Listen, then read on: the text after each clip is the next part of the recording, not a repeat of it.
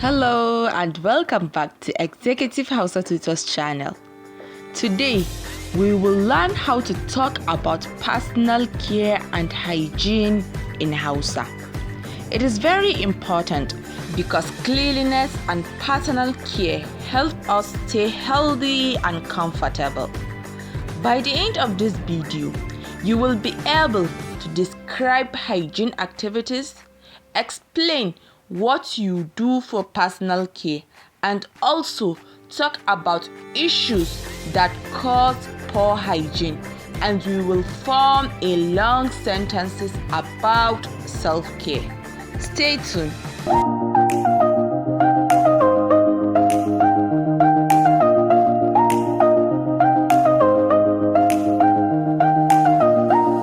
Now, let the lesson begin. Part 1. Hygiene activities.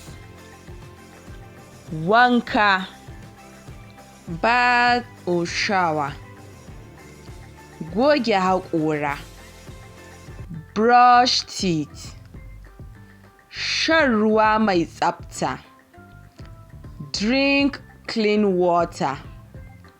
Tsafta, cleanliness or hygiene. Taje gashi, comb hair.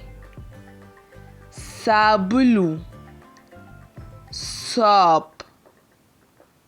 Ruwan wanke hannu, hand washing water. Now, let's make some examples. Ina wanka kowace rana. I bath every day. Ina goge haƙora da safe da dare. I brush my teeth morning and night. Ina amfani da sabulu wajen wanke hannu da jiki. I use soap to wash my hands and body. Part 2. Taking care of skin and hair. Shafa man shafawa. Apply lotion. Goge fuska. Washing face. Yanke gashi. Cutting hair. Goge ƙafa. Washing feet. Now, let's make some examples. Ina shafa man shafawa bayan wanka. I apply lotion after bathing. Ina wanke fuskata safe da dare. I wash my face morning and night. Ina yanke gashina duk bayan wata guda. I cut my hair after every 1 month.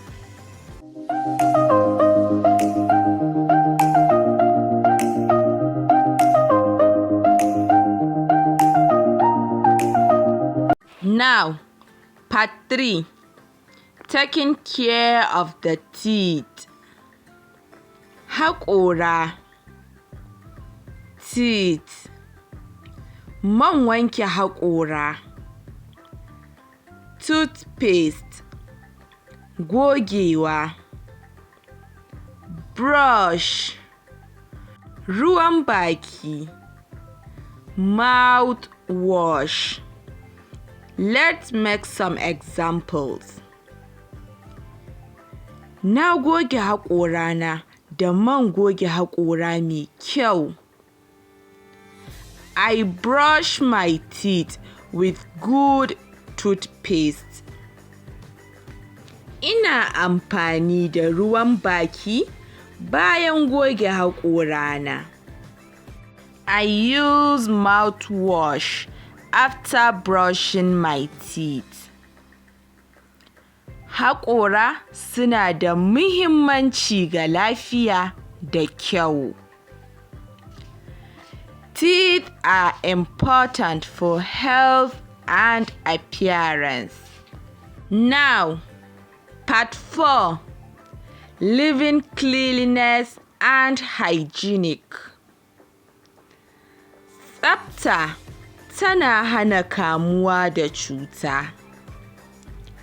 Hygiene prevents disease. Dole ne mu tsaftace muhalli da jikinmu. We must clean our surroundings and our body. Tsafta tana sa mu ji daɗi kuma mutane su girmama mu. Hygiene makes us feel good and earn respect from others. Lastly, let's form a long sentences with personal hygiene and cleanliness. A kullum ina wanka safe da dare. Na goge haƙorana, na goge fuskata, sannan na shafa man shafawa. Every day, I took bath morning and night, brush my teeth, wash my face, and apply lotion.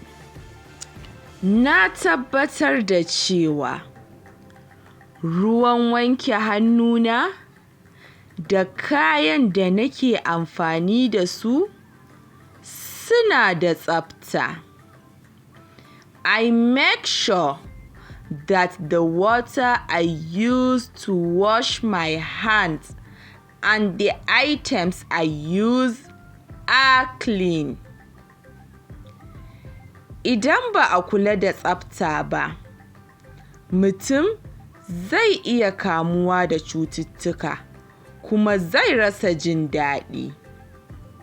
If hygiene is neglected, one can catch disease and feel uncomfortable.